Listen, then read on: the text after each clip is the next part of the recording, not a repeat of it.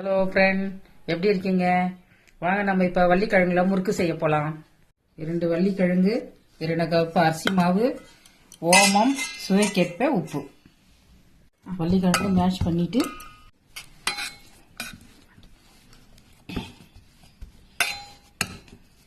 நன்றாக மேஷ் பண்ணி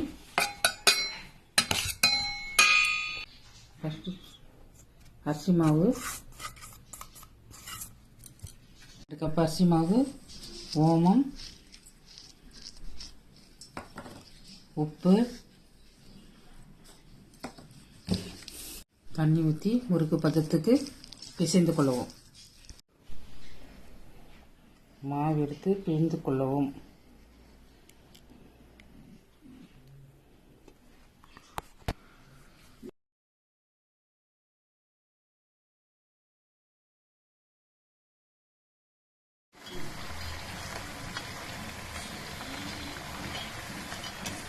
வள்ளிக்கிழங்க மேஷ் பண்ணி எடுக்கும்போது நன்றாக மேஷ் பண்ணி எடுத்துக்கணும்.